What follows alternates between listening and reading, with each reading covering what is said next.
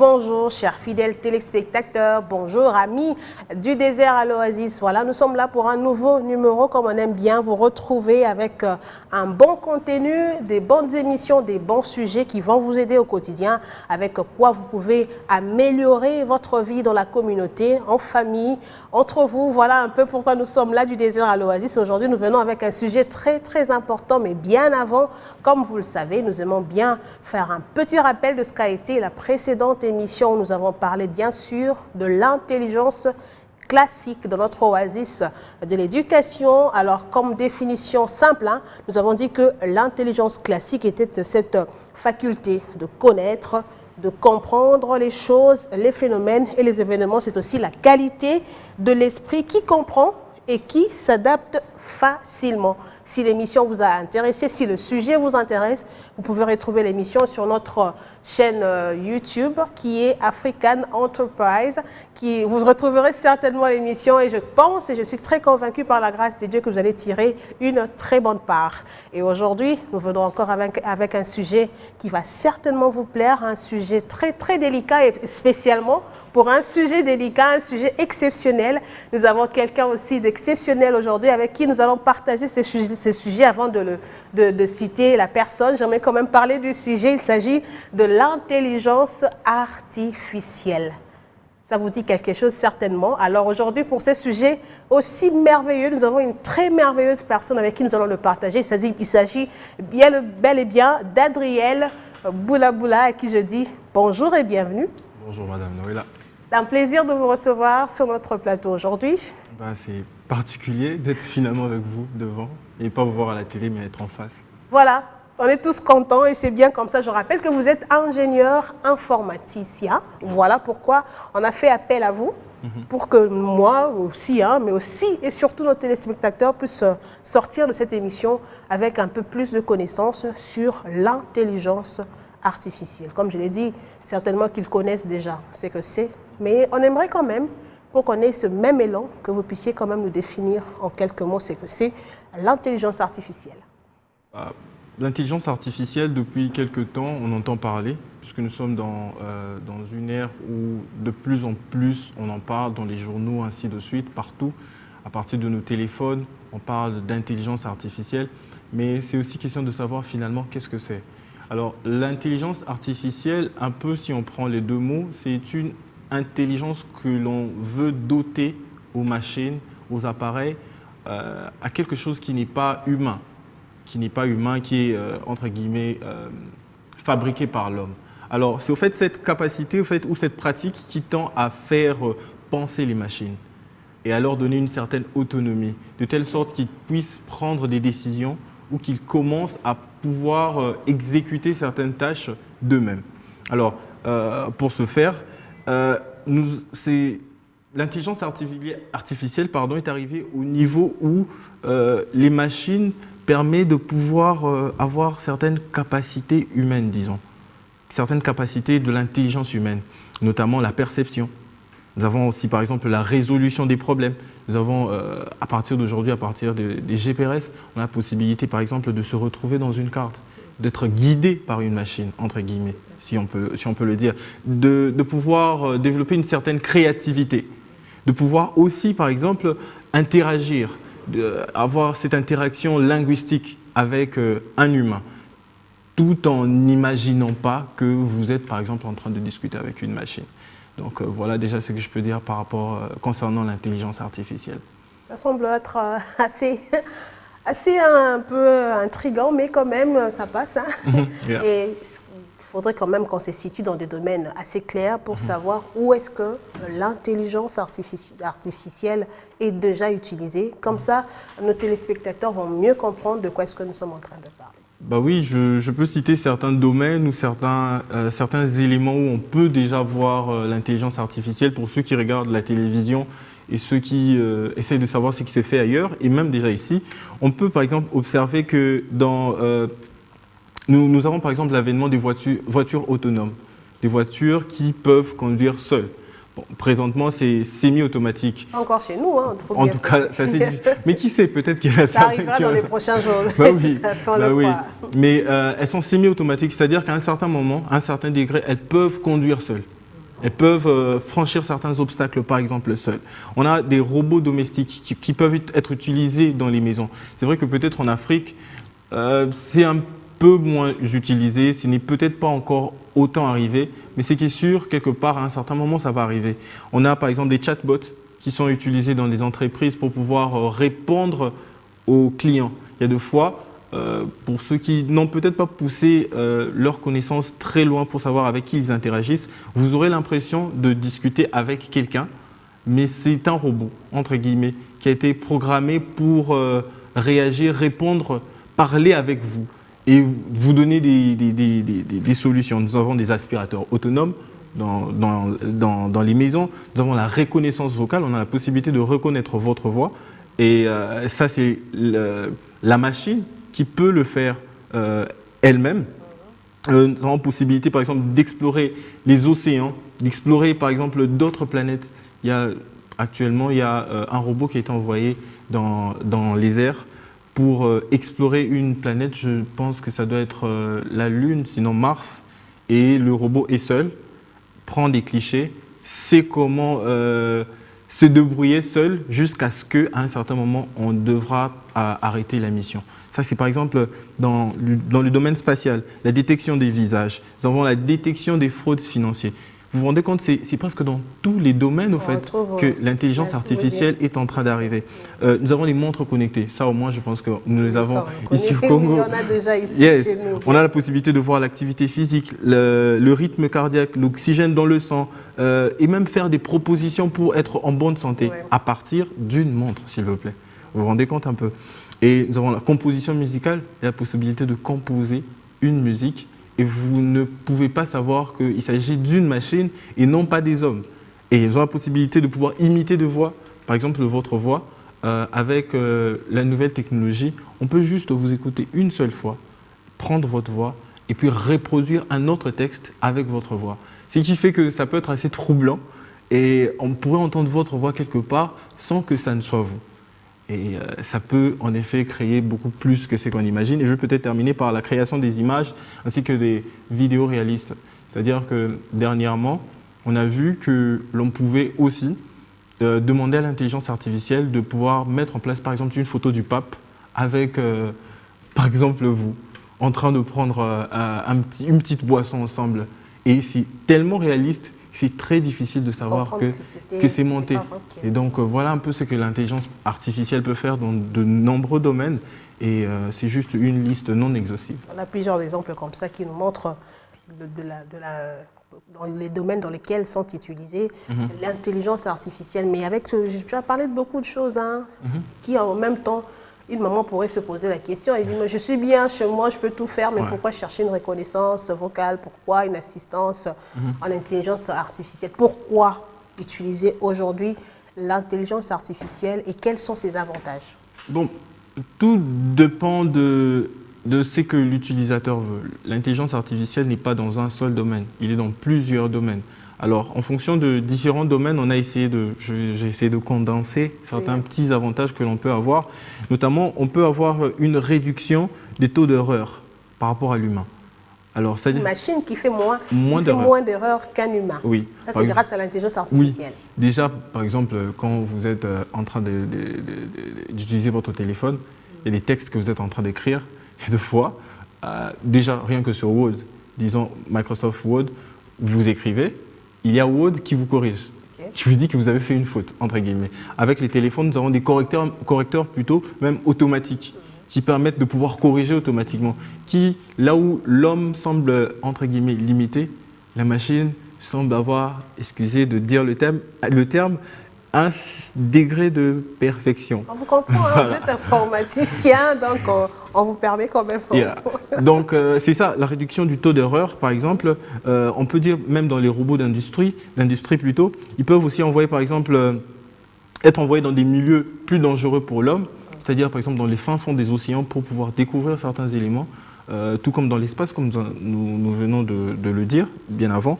Ils peuvent nous aider au fait dans la vie quotidienne. Nous avons des éléments comme Siri. Pour ceux qui utilisent des iPhones, on a la possibilité de demander à, je ne sais pas si vous avez peut-être déjà vu ça, d'activer son téléphone, de demander à un certain élément de notre téléphone qu'on appelle par exemple Siri chez les iPhones, de nous préciser comment est-ce qu'on peut faire ceci, comment est-ce qu'on peut avoir cela. Il y a par exemple un autre élément qu'on appelle Cortana. Il y a ceux qui ont besoin par exemple de retrouver leur chemin. Alors à partir de GPS, on peut vous identifier où, comment aller. Ce sont des avantages. On a la possibilité d'effectuer des travaux répétitifs, parfois qui sont épuisants pour les hommes. Mais la machine, elle peut aller à ces niveaux-là. La machine a comme avantage aussi de ne faire aucune pause. Alors que l'homme, à un certain moment, il est affecté par ses problèmes, par ses La machine ne se fatigue pas, c'est ce que tu veux nous dire. En tout cas... Parce qu'à un moment donné, on sait utiliser une machine et on se rend compte que c'est comme si elle avait un peu planté. Elle ne réfléchissait plus. C'est vrai qu'il peut y arriver qu'il y ait des pannes, mais dans le cas optimal, quand tout est réuni, en général, la machine, elle va plus loin. Alors que l'homme, il se réveille un jour, il a mal à la tête, il se réveille l'autre jour, il n'est peut-être pas d'humeur, il est moins productif, entre guillemets. Voilà. On a par exemple la détection des risques des maladies. Il y a la possibilité, l'intelligence artificielle, au-delà de juste voir, peut aller étudier et pouvoir faire sortir certaines tendances. Par exemple, en médecine, on a la possibilité par exemple, l'économie de temps. Lorsqu'il n'y a pas, par exemple, des pauses, on a aussi l'économie de coûts. Parce que l'homme qui travaille, par exemple, dans une entreprise, ça implique une certaine somme d'argent. Ça implique, par exemple, des maladies, ça implique tout ça. La machine, elle aide. Ou aussi, peut-être, elle peut aider du point de vue éducation. Elle peut aider, au fait, à pouvoir personnaliser, par exemple, l'apprentissage des enfants. Donc ça, c'est quelques éléments avantageux avec l'intelligence artificielle. C'est tellement beau à écouter, c'est tellement beau. On se dit, non, mais dans le monde de l'intelligence artificielle, tout est parfait. Comme s'il n'y avait pas de problème. Donc tout marche à merveille lorsque il y a l'intelligence artificielle. Ou bien on peut quand même épingler quelques inconvénients, quelques difficultés avec l'intelligence artificielle. Ça ne peut pas manquer. Ça ne peut pas vraiment manquer. C'est même l'une des caractéristiques des choses que l'homme fait. Voilà. Il n'y a que Dieu qui fait ce qui est parfait. Heureusement pour nous. Heureusement, parce que sinon, déjà, l'un des premiers problèmes, si tout était parfait, l'intelligence artificielle pourrait remplacer l'homme. Et ce serait une difficulté. Mais c'est aussi l'une des craintes, par exemple, avec l'intelligence artificielle. Dans certains domaines, on se rend compte que l'intelligence artificielle se met déjà à remplacer les hommes. J'allais même dire, avec la modernisation, on se rend compte que quelque part, il y a même de ceux qui sont en train de des entreprises, pas encore chez nous, bien sûr, mais peut-être en Occident ou ailleurs, où il y a des hommes qui ont perdu leur emploi parce que il y a eu intervention de l'intelligence artificielle. Justement. C'est là l'un des défis, l'un des défauts qui va avec, par exemple, dans l'industrie. Et le fait, par exemple, que la machine qui commence à être dotée d'une certaine intelligence se mette à remplacer l'homme, crée, entre guillemets, finalement, on peut aller en deux, le chômage. Et quand ça crée le chômage, finalement, ça a un impact sur l'économie. Et ceux qui, entre guillemets, ont choisi de faire confiance en la machine, eux, ils sont gagnants. Mais les hommes, entre guillemets, ou la grande multitude, elle est perdante. Et ça c'est un vrai défi. Nous avons, par exemple, elle a la possibilité d'aider l'homme, mais aussi de pouvoir rendre l'homme paresseux.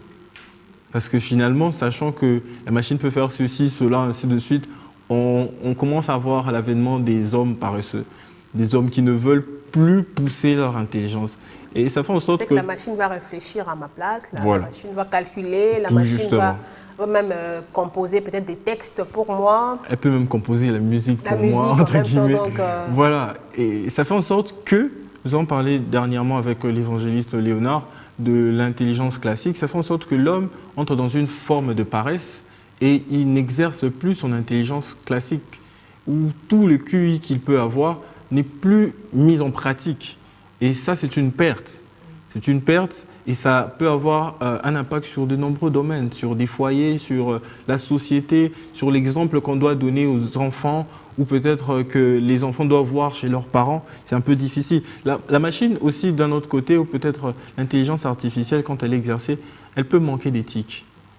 C'est-à-dire que si par exemple elle doit prendre des décisions, et parfois sur les hommes, entre guillemets, elle prendra des décisions sur base d'une certaine logique.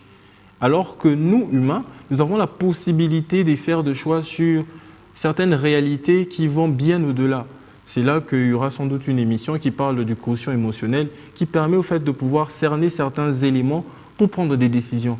Et la machine, elle s'arrête à sa logique, c'est 1 ou c'est 0, ou peut-être s'il y a 2 ou autre, mais le monde n'est pas toujours noir ou blanc. Il y a beaucoup d'autres facteurs qui entrent en jeu. Ça, par exemple, elle n'a pas. Et l'un des défis, par exemple, que nous pouvons rencontrer, parce que, par exemple, avec les réseaux sociaux, Facebook et tout le reste, Instagram, derrière, certains ne savent pas, il y a l'intelligence artificielle qui est exercée. Et dans cette intelligence artificielle, on a la possibilité de pouvoir capter, sinon cerner votre profil. Et quand votre profil est même capté, on a la possibilité de vendre vos informations à d'autres personnes. Ce qui fait que parfois, vous perdez au fait votre propre intimité, votre vie privée. Alors qu'on nous parle de confidentialité, quelque chose comme ça, voilà. Mais qui en réalité n'est plus respecté. Ce n'est plus respecté. Et puis déjà, les gens, quand on parle de confidentialité, on affiche ce long texte, ils ne lisent même pas. On ne sait même pas lire parce que franchement, moi par exemple, je ne peux pas passer tout mon temps à... Et puis, ils écrivent de manière à ce qu'on ne sache pas bien lire. C'est moi qui dis. Et j'aimerais quand même, ça sera avec l'évangéliste bien sûr, parce que toi tu es informaticien, quand même qu'on parle hein, avec l'évangéliste de l'intelligence artificielle selon la Bible. Ok.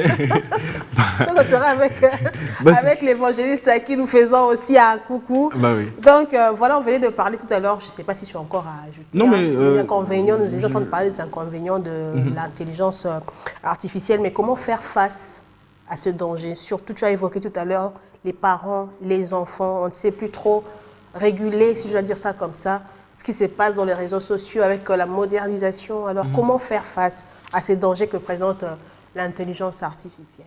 Déjà, avant de dire comment faire face, j'aimerais parler à ceux qui nous suivent de savoir que nous ne devons pas considérer l'intelligence artificielle toujours et d'abord comme un ennemi. Parce que c'est trop facile, c'est souvent ça, et surtout quand on est chrétien, on voit toujours le mal un peu partout. Il y a des endroits où ça facilite. Quelqu'un, par exemple, qui aurait une maladie ou qui quelque part, si on ne fait pas attention, pouvait développer une maladie et qu'à partir de certains éléments médicaux, et qui sont reliés à l'intelligence artificielle, on arrive à détecter la maladie. C'est aussi entre guillemets la grâce de Dieu. Et on ne doit pas simplement diaboliser. Il y a des éléments qui peuvent nous aider à faciliter au fait notre vie. Mais de l'autre côté, on doit en effet rester prudent. On doit rester prudent parce que l'homme peut être en danger avec tout ça. Raison pour laquelle l'une des choses à faire pour ceux qui conçoivent des éléments à caractère, qui ont une certaine intelligence artificielle, ou peut-être ceux qui achètent, nous devons faire attention que ça puisse respecter les droits de l'homme, que ça ne puisse pas détruire ou en tout cas empiéter sur le droit que l'homme a. Et souvent, malheureusement, quand on voit ses propres intérêts, surtout quand on est par exemple chef d'entreprise ou autre, on voudrait de la productivité et malheureusement, ce sont les hommes qui perdent parfois. Donc, essayer de réguler ça, de guider cela, réglementer son utilisation en termes de temps. En termes de temps, par exemple, quand c'est dans un usage personnel, il y a de ceux qui sont vraiment devenus hyper dépendants, qui, entre guillemets, ne veulent même plus utiliser leur intelligence propre, qui ne se réfèrent que sur l'intelligence artificielle, alors que nous avons un cerveau et qui, quand il est utilisé totalement, il peut nous emmener totalement et terriblement plus loin que l'intelligence artificielle. Parce qu'en fin de compte, c'est nous qui sommes les créateurs de l'intelligence artificielle. Vous avez la possibilité, par exemple, de mettre un quota respectif, par exemple, en entreprise. On ne va pas empêcher que les machines puissent arriver en entreprise, en industrie et autres, mais on peut essayer de mettre un quota, faire en sorte que ça ne puisse pas totalement dépasser. C'est ce qui a été fait à Hollywood récemment. Il y a eu une grève, je pense, des réalisateurs, des acteurs et tout. Pourquoi? Parce que l'intelligence artificielle est en train de prendre une trop grande place que il se mettrait à avoir une vague de licenciements. Alors pendant un bon bout de temps, il y a eu grève, plus de films. Ceux qui étaient en train de sortir, ce sont ceux qui étaient déjà en stock. Ouais. Et c'est ce qui fait qu'on a essayé de réguler cela. Et puis faire finalement attention à protéger sa vie privée. Et éviter de divulguer tout et n'importe quoi sur les réseaux sociaux, de peur de perdre en fait, son intimité propre. Mais je pourrais dire peut-être un dernier mot aussi, c'est que nous n'avons pas à craindre toujours et tout le temps l'intelligence artificielle parce qu'elle ne pourra pas remplacer l'homme. Ça, c'est ma conviction propre. Parce que l'homme, en soi, n'est pas fait que d'une intelligence classique. Si l'intelligence artificielle, c'est l'intelligence classique chez les robots et autres, chez les appareils, l'homme est fait aussi d'un quotient émotionnel qui fait la différence, qui permet de pouvoir écrire des merveilles, qui permet de pouvoir aller au-delà des sentiers battus, qui permet d'aller bien au-delà de ce qu'on peut imaginer. Aujourd'hui, nous avons ChatGPT. C'est une intelligence artificielle qui, dernièrement, je suis en train de voir, vous pouvez vraiment discuter, peut vous faire des blagues, peut répondre à vos questions, peut dire vous pouvez lui dire mais pourquoi est-ce que tu m'as dit ceci? ChatGPT va vous répondre. ChatGPT peut vous aider à écrire un livre, peut vous aider à faire une vidéo, à faire une émission et tout le reste. J'ai même vu dernièrement, pour ne pas t'arrêter, une application comme ça qui te permet de parler avec des membres de famille qui ne sont plus là. Qui ne sont plus en là? Chine, qui sont déjà morts. Wow, ok. Vous voyez un peu c'est ce que peut faire l'intelligence artificielle, mais quelque part ça fait peur. Hein. Bah, je suis vraiment étonné. Mais oui, moi aussi j'étais étonnée. Bah, je pense que c'était en Chine. Bah, au fait, l'intelligence artificielle va très loin. Mais l'intelligence de l'homme, ou sinon l'homme en soi, peut aller beaucoup plus loin que l'intelligence artificielle. C'est aussi l'une des choses que Dieu a mis en nous. Et nos émotions, nos sentiments et toutes ces choses ne sont pas que des faiblesses, comme certains peuvent l'imaginer. Ils peuvent être la source qui permettent d'écrire les meilleures histoires du monde, peu importe le domaine. Et c'est important de pouvoir prendre cela en compte. Sans doute, il y aura une émission pour pouvoir parler de ça avec l'évangéliste qui soit l'intelligence artificielle vue selon la Bible. Hein. Mais aussi l'intelligence émotionnelle. Émotionnelle, qui fait la différence. Donc voilà ce que je peux dire. Là, vous avez déjà un aperçu de ce que seront les prochains sujets qui seront évoqués dans votre émission du désert à l'Oasis. J'aime bien la conclusion d'Adriel qui disait que l'intelligence artificielle ne pourra jamais remplacer l'homme. Jamais, jamais, jamais. J'espère que nos téléspectateurs ont pu retenir tellement de choses, les dangers et surtout, les avantages, mais surtout les dangers que peuvent aussi représenter l'intelligence artificielle compte tenu de l'évolution. Chaque jour ça avance, chaque jour ça change.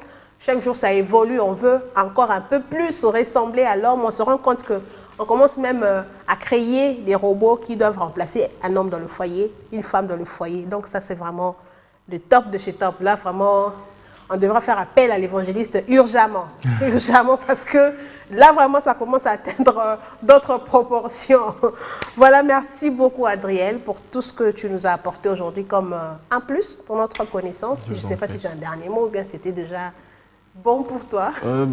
Je voudrais juste dire à ceux qui nous suivent de pouvoir essayer de garder un équilibre, que ce soit pour vos enfants, de même que pour vous. Ne pas voir ça toujours comme un danger, mais aussi de pouvoir savoir approfondir votre connaissance là-dessus afin de ne pas être emballé et que même s'il y a plusieurs essais pour remplacer l'homme, l'homme gardera toujours sa particularité. Et voilà. Merci beaucoup Adriel pour toutes ces informations qui nous ont beaucoup enrichis. Et j'aimerais qu'avant de nous quitter, que nous puissions prier pour nos téléspectateurs, pour pas que nous soyons aussi emportés que ça dans l'intelligence artificielle, mais que nous sachions comment faire la part des choses. Est-ce que nous pouvons prier pour nos téléspectateurs? Yes. Seigneur, nous te disons merci. Merci Seigneur parce que c'est toi qui as fait que l'homme soit un être merveilleux.